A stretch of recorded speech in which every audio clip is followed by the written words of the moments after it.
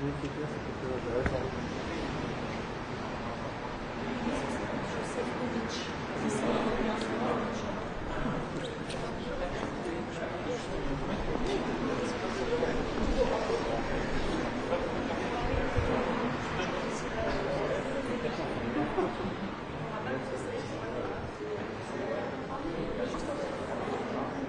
Ah oui, c'est clair. Derrière les commissaires européens.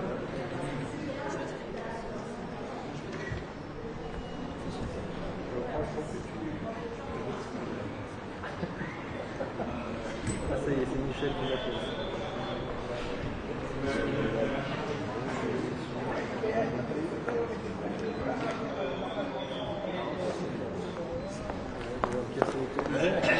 Hier, j'étais bon, il m'a appelé 7 fois. Juste pour la journée d'aujourd'hui. Donc, il a un problème.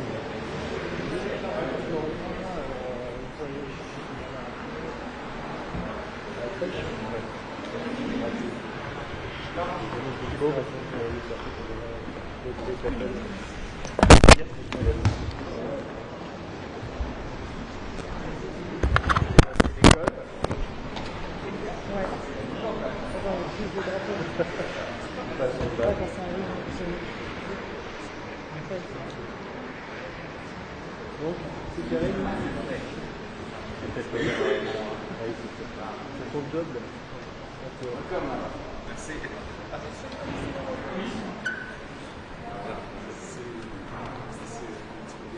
Gracious host. Spending all day with us.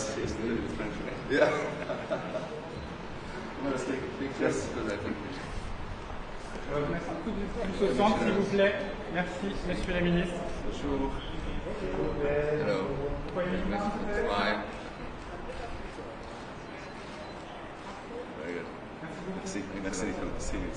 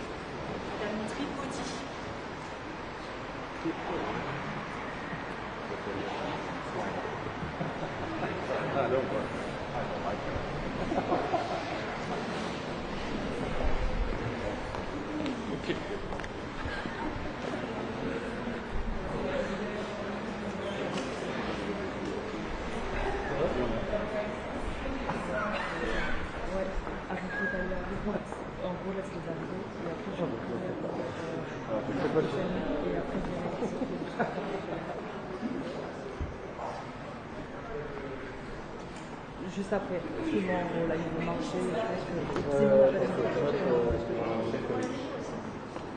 que ça allait là.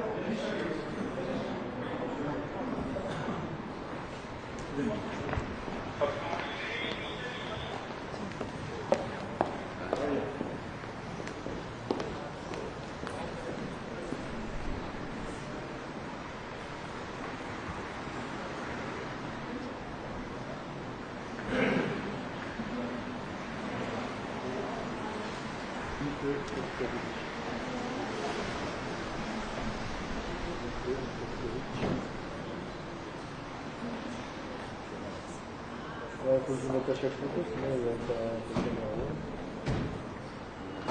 C'est carré.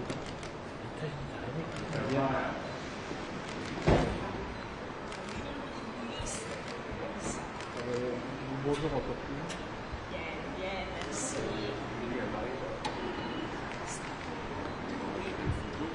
Oui.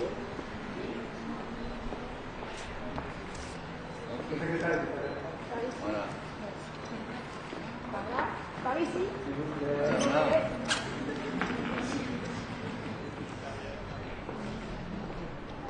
Vous avez une super ministre italienne. Super sympa. Merci. Bon, Merci. je vous accompagne pour le café. Oui.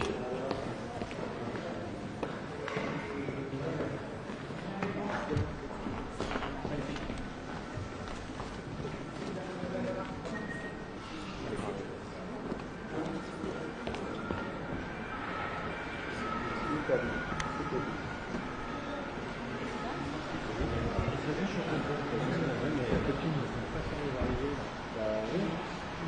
mais quand elle revient, elle se fout. C'est ça. Ah, c'est pour moi.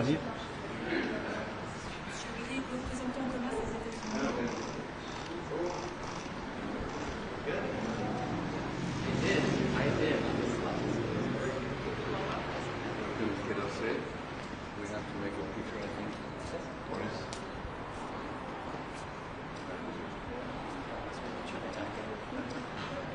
Okay, we shake hands. That's fine.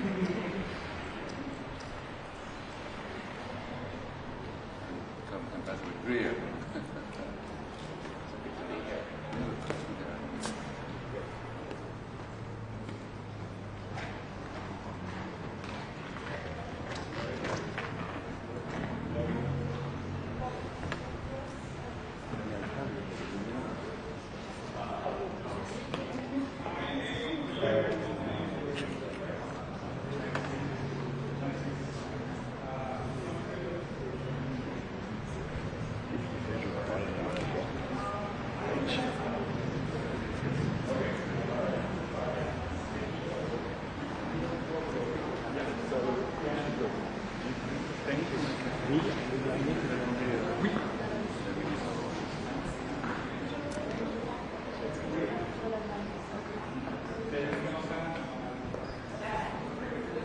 Japan.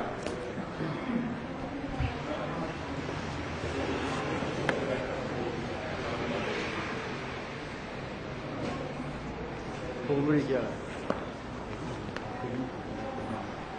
c'est un peu foutu quoi.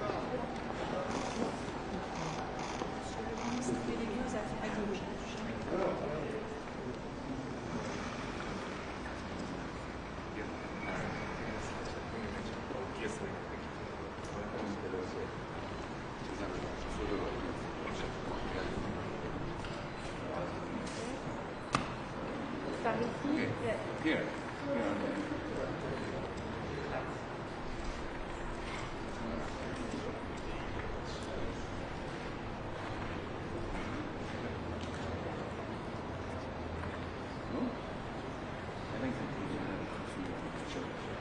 I'm coming.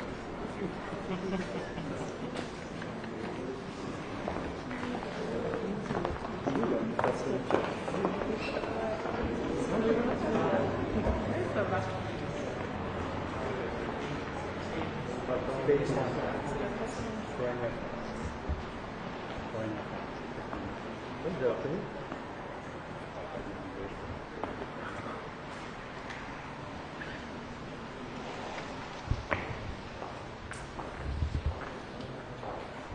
We are already in the format of G7 addressing the issue of global overcapacities for quite some time, so I'm very eager to continue this debate with my partner, colleagues and friends, if we can transform that vast experience and the data we collected over the years into the very concrete policy actions. Then, of course, we'll be discussing the outcome of Ministerial Council in Yaoundé, how to restart the process of WTO. We both know that the world has changed and the WTO has to change as well, because we simply need this global body to update to the current realities.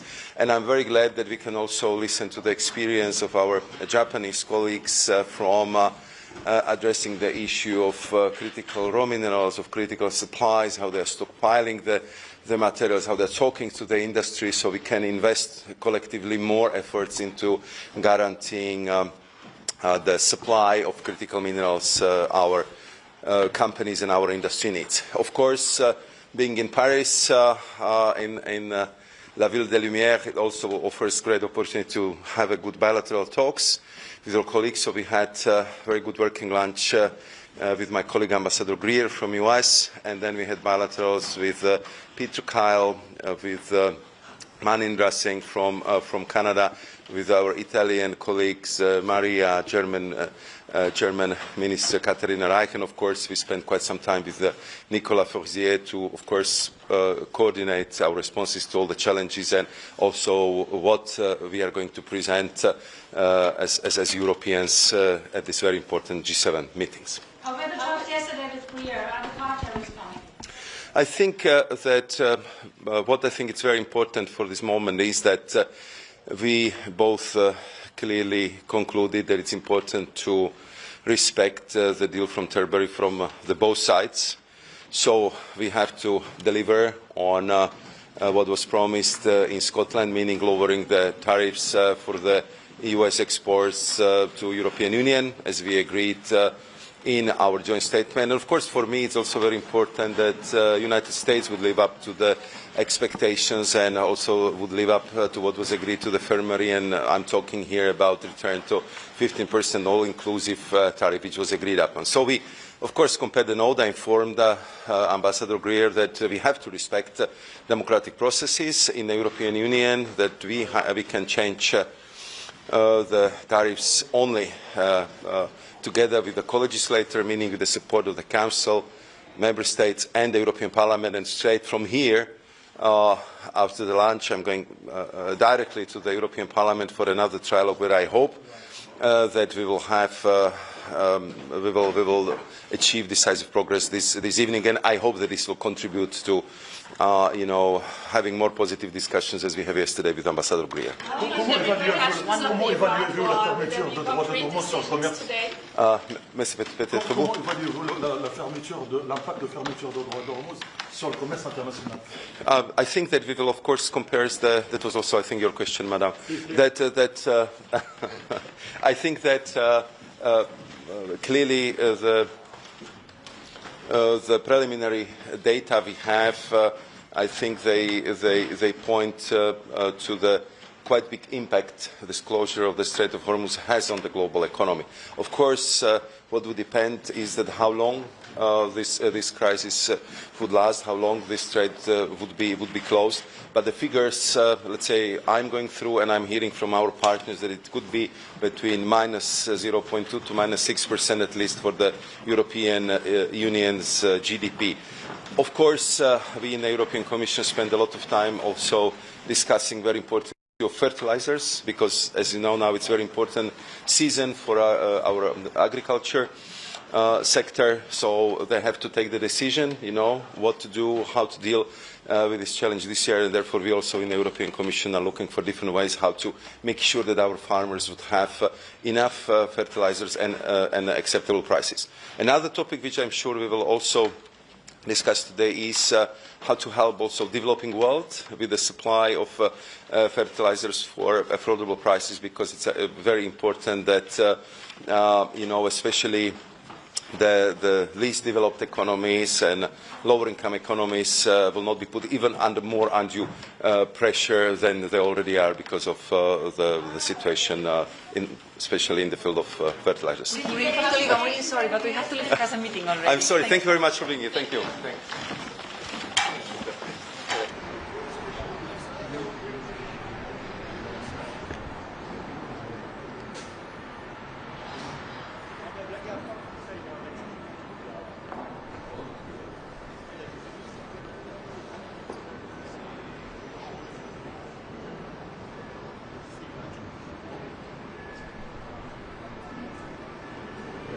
Hier einige bekannte Mikros. Guten Morgen. Es scheint deutsch zu sein. Okay. Krisen und Konflikte bestimmen den Welthandel und Krisen und Konflikte schreiben die Spielregeln im Welthandel neu. Deshalb geht es heute hier bei unserem G7-Treffen in Paris um Stabilität, um Resilienz und um fairen Wettbewerb.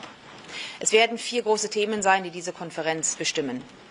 Zum Ersten die Schließung der Straße von Hormuz und der Krieg im Iran. Jeden Tag, an dem die Straße von Hormuz geschlossen ist, kostet uns das Geld. Hohe Energiepreise, gebrochene Lieferketten und steigende Kosten für unsere Produktion sind die Folge. Deshalb zählt jeder Tag zu deeskalieren und die Passierbarkeit der Straße von Hormuz wieder sicherzustellen. Das zweite, unfaire Wettbewerbspraktiken. Es gibt Staaten, die sich nicht an Regeln halten. Wir brauchen aber fairen Wettbewerb, wir brauchen faire Produktionsbedingungen, um nach gleichen Spielregeln Handel betreiben zu können. Wenn Staaten bewusst Überproduktion subventionieren und mit unfairen Produkten Weltmärkte schwemmen, dann schadet das unserer Industrie und unserer Wettbewerbsfähigkeit. Deshalb sind wir uns einig innerhalb der G7, hiergegen entschlossen vorzugehen. Das dritte Thema sind resiliente Lieferketten und Rohstoffe. Die Abhängigkeit von Rohstoffen hat sich zu einer realen Gefahr entwickelt. Es gibt Staaten, die diese Abhängigkeiten monetarisieren und als geopolitischen Hebel einsetzen. Dagegen können wir uns nur wehren, wenn wir gemeinsam in neue Projekte investieren, wenn wir Projekte finanzieren und wenn wir gemeinsam in Rohstoffproduktion und Abnahme investieren. Und auch darüber sprechen wir heute in Paris. Der letzte wichtige Punkt ist der Onlinehandel. Was einst als gute Sache für Verbraucherinnen und Verbraucher begann, entwickelt sich zu einer realen Gefahr. Da ist zum einen die schiere Flut der Tsunami an Paketen, die täglich in die Europäische Kommission eingeführt werden. Aber, und das ist fast noch entscheidender, es werden Produkte eingeführt, die in Europa gar nicht produziert werden dürften, weil sie Stoffe enthalten, die entweder gefährlich oder giftig sind. Denken Sie nur an Kinderspielzeug. Auch hiergegen gilt es, entschlossen vorzugehen. Wer nach Europa, wer in die G7 importiert, muss sich an unsere Standards halten. Hier werden wir Maßnahmen ergreifen. Es ist gut, dass wir heute hier zusammenkommen in Zeiten, die unsere Ökonomien, die unsere Volkswirtschaften unter erheblichen Druck setzen. Gemeinsam und entschlossen zu handeln, ist das Gebot der Stunde. Halten Sie die Autozölle für abgewählt? Gestern gab es ein Gespräch zwischen Julia und Sefcovic. Was wollen Sie da? Ich habe selber die Gelegenheit gehabt, mit Secretary Lutnick und mit Jamieson Greer dazu zu sprechen. Richtig ist, dass wir bei der Umsetzung des gemeinsam gefundenen Kompromisses zu einem Zollabkommen vorankommen. Für uns ist das Thema Automobilbau, Export, Automobilstandort ein ganz zentrales. Und ich bin guter Hoffnung, dass wir auch diese Herausforderung gut miteinander gelöst bekommen. Haben Sie denn Indikationen der Amerikaner, dass jetzt diese Woche nicht wie angedroht die Zölle in Kraft oder erhöht werden? Die Gespräche laufen. How should Europe respond to translators' tariff threats on EU car imports? That was just a question. We had intensive talks yesterday with Jamieson Greer and with Secretary Lutnick. We exchanged our views. I understand that the conclusions from Turnbull has to become now concluded in a position and decisions made by EU Commission and the Parliament. And at the same time, there are issues we still have to discuss. I completely understand that the burden of bureaucracy is a threat not only to our trade, but also to our own economy, and to reduce bureaucracy from CSRD, from TRIPPD. That is a common goal for all member states, and the EU Commission knows that the relief of burden, that the relief of red tape is something we have to meet, and we have to make achievements in order to come back to growth. Thank you very much.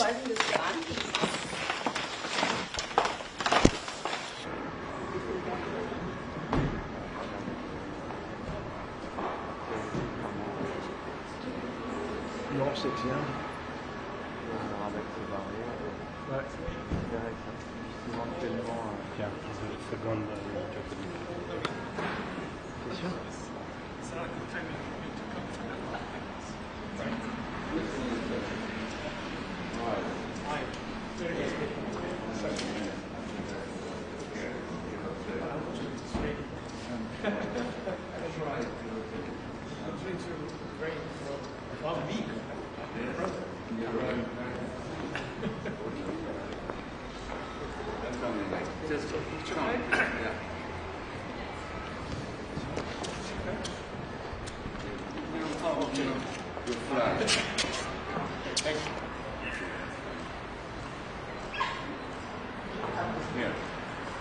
Yeah,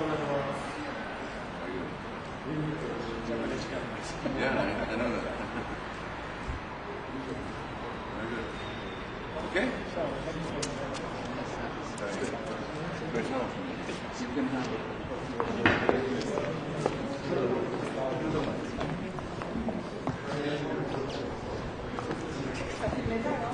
C'est pas grave. Je dirais, mais... Bon.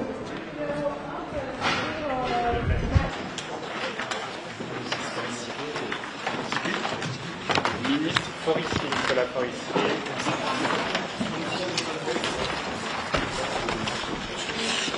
Bonjour, bonjour, merci d'être nombreux et nombreuses présents.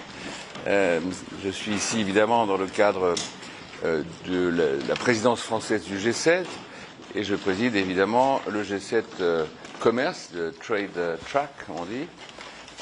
Et nous avons une réunion importante aujourd'hui, c'est la première réunion physique d'ailleurs, puisque nous avons déjà eu des réunions en visioconférence ou en bilatéral, en réunion bilatérale aussi avec l'ensemble des ministres que je connais ici et que je suis très heureux d'accueillir au Quai d'Orsay. Nous avons aujourd'hui une réunion importante qui va nous permettre, comme une étape essentielle avant le sommet d'Évian, d'aborder plusieurs sujets sur lesquels nous avons déjà engagé des travaux en commun avec nos équipes et que nous faisons le point aujourd'hui. Il s'agit évidemment de la question de la connaissance et j'ai envie de dire, de la lutte contre les surcapacités industrielles qui, dans le monde, déstabilisent le commerce international, déstabilisent nos filières industrielles, notamment en Europe. Nous avons aussi un deuxième sujet qui est absolument central, sur lequel nous allons là aussi avancer, je crois, de façon très concrète et qui concerne les terres rares, les minerais critiques, le fait de sécuriser notre chaîne d'approvisionnement, de ne pas être otage de certains pays qui dominent très largement le marché, à la fois l'exploitation, le raffinage et le marché des terres rares ou des minéraux critiques. Et donc il est important de mettre en place des règles transparentes de fonctionnement, des clubs de confiance d'une certaine façon entre les pays qui ensemble, notamment les pays du G7, mais je pense aussi à un certain nombre de pays émergents qui ensemble ont besoin d'avoir une visibilité et une stabilité sur la question des minerais critiques et des terres rares. C'est extrêmement important évidemment pour tout l'aval industriel, et notamment l'industrie de précision, les hautes technologies, l'aéronautique, l'automobile. Donc, surcapacité industrielle, comment on régule, terres rares, minerais critiques, comment on sécurise, comment on organise mieux entre nous un marché visible, transparent et équitable. Et puis vous avez deux autres sujets qui sont importants et que la France a souhaité mettre sur la table du G7.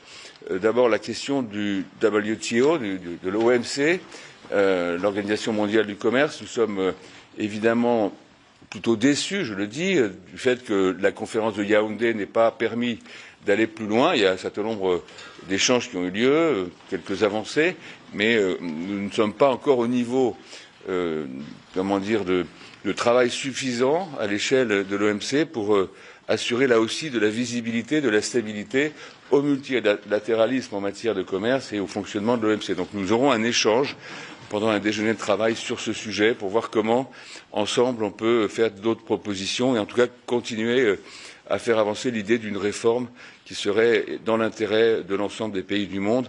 Et puis nous avons aussi un autre sujet, je l'aborderai en fin de matinée avant le déjeuner de travail, qui concerne là aussi la question du e-commerce, qui est utile pour les consommateurs, pour le monde économique. Il y a eu une évolution très rapide du e-commerce, mais il y a aussi des réglages à faire, des dérives, y compris, on l'a vu en France, parfois avec des ventes de produits qui sont pas acceptables au regard de la protection de l'enfance ou de la lutte contre les risques de sécurité. Donc je ne veux pas rentrer dans le détail, mais c'est un sujet sur lequel, là aussi, dans le cadre du G7, nous avons commencé un travail.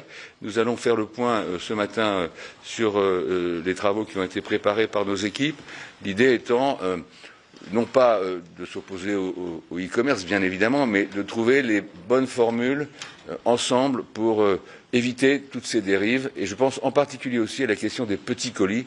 Comme vous le savez, c'est un sujet qui préoccupe beaucoup l'Union européenne. Il y a des coûts derrière, il y a des risques, là aussi, d'excès ou de non-respect des règles élémentaires. Il y a un problème de douane. Donc là aussi, ce sont des sujets sur lesquels nous avons bien avancé. Nous ferons le point ce matin. En tout cas, je suis très heureux d'accueillir ici, au Quai d'Orsay et à Paris, cette conférence ministérielle du G7 commerce international. Et nous allons, je pense, pouvoir faire le point tout à l'heure après nos travaux. Je vous remercie beaucoup. Pardon, deux questions. Comment est-ce que ça pourrait être abordé aujourd'hui qu'il y a de nouveaux menaces sur l'automobile européen Nous aurons des échanges, nous en avons déjà eu de façon bilatérale. Je crois que le G7, c'est vraiment un moment où les dirigeants des grands pays du monde, c'est comme cela que l'avait voulu le président Giscard d'Estaing il y a très longtemps, ça a été poursuivi, à un moment où les dirigeants des grands pays du monde peuvent se parler très franchement, peuvent mettre les choses sur la table et essayer de trouver ensemble, en tout cas c'est l'esprit dans lequel la présidence française agit, des solutions partenariales, des win-win partnerships. C'est vrai entre les pays du G7, c'est vrai aussi de la part des pays du G7 vis-à-vis d'autres pays, d'autres zones du reste du monde. Et je pense en particulier, c'est un sujet qui pour nous est très important pour la présidence française, aux pays émergents, aux pays en développement, qui sont aussi soucieux de pouvoir, au fond, bénéficier des travaux que nous conduisons nous-mêmes et des solutions que nous pourrons trouver. Donc nous parlerons de ces sujets, évidemment, mais il ne m'appartient pas aujourd'hui et à cet instant de vous donner des éléments. Monsieur le ministre, comment évaluez-vous l'impact de la fermeture de Hormuz sur le commerce international? Nous en avons parlé hier entre ministres. Ce n'est pas directement un sujet qui est de la compétence des ministres du commerce, en tout cas en termes politiques, en termes de sécurité, en termes de diplomatie. Évidemment, par contre, nous avons évoqué des conséquences des crises que nous connaissons. Il y a ce qui se passe au Moyen-Orient, mais je voudrais rappeler qu'il y a aussi une guerre entre la Russie qui a agressé l'Ukraine et donc dans cette zone du monde. Tout cela a des conséquences sur le bon fonctionnement du commerce international, sur les relations économiques entre nos pays ou les grandes zones de ce monde. Et évidemment, c'est un sujet qui nous préoccupe, pour lequel nous avons pu échanger hier et qui, d'une certaine façon, peut être conduit à nous orienter dans un certain nombre de propositions et de décisions que nous prendrons, je le rappelle, pour préparer le sommet des chefs d'État et de gouvernement qui se tiendra dans un mois à Évian, parce que nous sommes aujourd'hui dans une étape intermédiaire concentrée sur les sujets de commerce international. Voilà, je vous remercie beaucoup. Merci beaucoup. Merci, à tout à l'heure.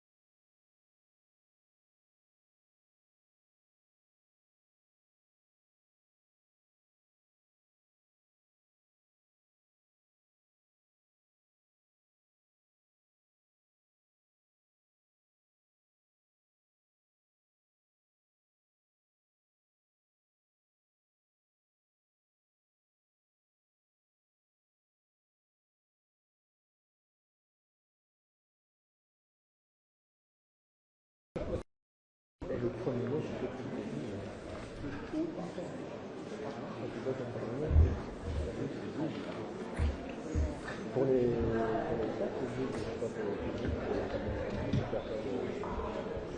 pour récup. Depuis que je suis arrivé, j'ai mis en place j'ai mis des points sur les U. Et vous êtes d'accord avec on met peut-être sur le côté là comme, Sur un côté, derrière les drapeaux, derrière le fond. Là. Comme ça? Ouais, je pense qu'il veut. Pourquoi devant le drapeau américain? Il n'y a pas de. Je me suis dit. Alors là, ça va être compliqué. Ouais. Non, je pense que Donald il va envoyer un mail. Sur la volonté de développement, c'est comme ça. C'est mieux. C'est ce que j'allais dire, c'est bien là. Il n'y en a qu'un.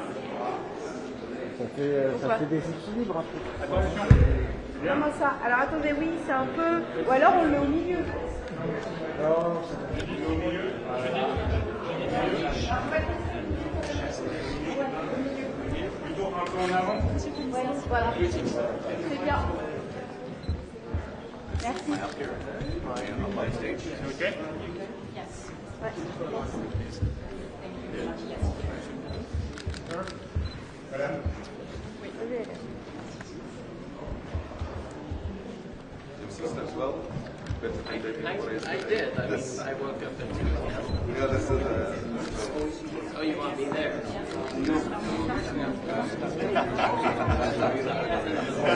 I see. It was great, actually. Yeah. Well, now they got rid of the hereditary fears.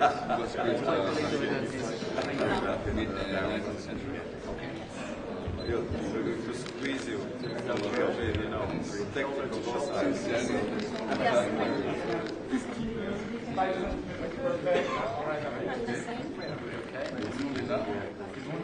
Oui, c'est bon? Ouais. Oh, okay. Parfait. He's not official.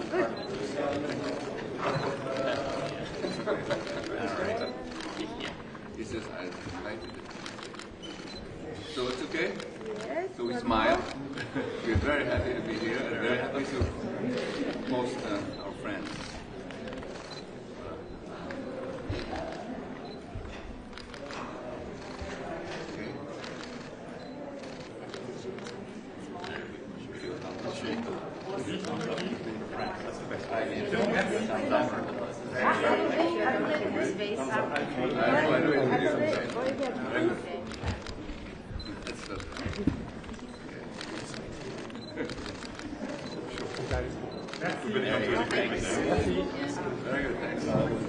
Ouais, attention, on attend. On bouge pas? Non, on bouge pas. On va les laisser s'installer. On va se rapprocher. We wait a bit. Yeah, we can go. Ouais, finalement.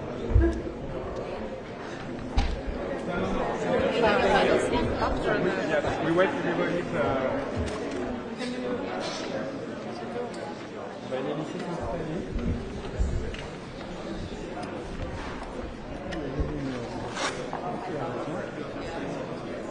non, c'est fini. Maintenant, il fait les micros tendus. C'est qui fait ça?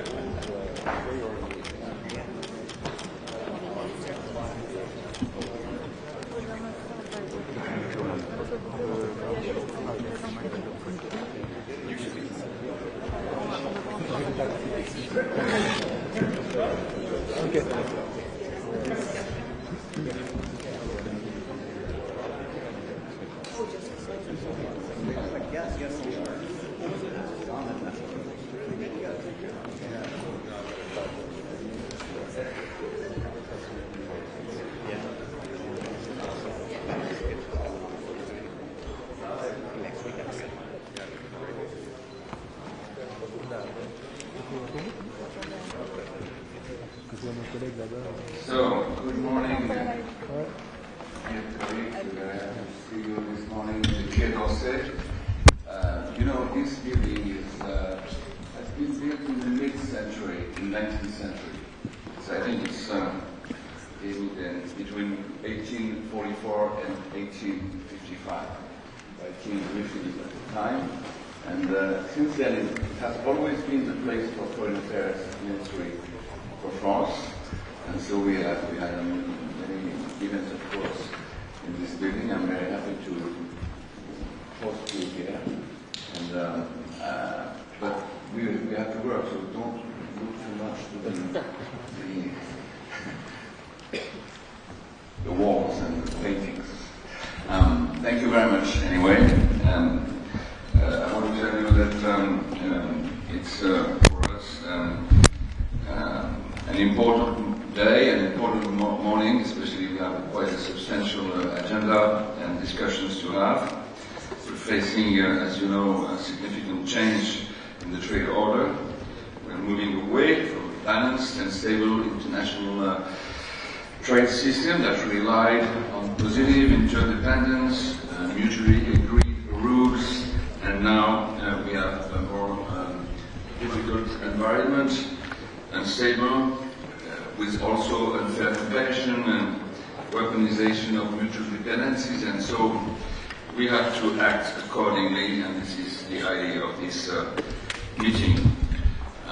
Moreover, recent crises have revealed our collective vulnerabilities and reinforced the need to act for more reliable and secure value chains. So we will have to discuss this question. First, the disruption of global value chains following the 2020 COVID-19 crisis, which exposed the fragility of our interconnected systems. Second, the disproportionate export controls on rare earth and permanent magnets in 2025, and we know it was a turn which underscored the risk of over-reliance on a limited number of suppliers, and third, the disruption of maritime routes due to the blockade of the Strait of Hormuz and the difficulties in the world in other regions, which highlighted the vulnerability of our logistic networks, and this is also something we have to discuss, to draw some conclusions, to be not only on the analysis, but of course to discuss the solutions we can mutually decide and try to build. And this is the idea of this J7 on the trade issue, and I'm very happy to have you to discuss all this during the morning. We will begin with a session on non-market policies and practices leading to global excess industrial capacities, which is a central issue, as you know. We will then turn to critical minerals with a discussion on value chain, resilience, and how best to support greater diversification of supply, or better organization within our countries and our regions of the world. And our third session will focus on small parcels and cross-border e-commerce goods, where recent expert work has helped identify a number of practical trade-related challenges, including fair competition, product compliance, and platform of accountability. And so after, at lunchtime, as I told you, we will discuss about the question of MC, WTO, OMC, and the following of the MC14. But we have to work hard, and so perhaps I will ask kindly our reporters to leave us for our work. If you have enough images. Okay? Thank you very much. We will see you after.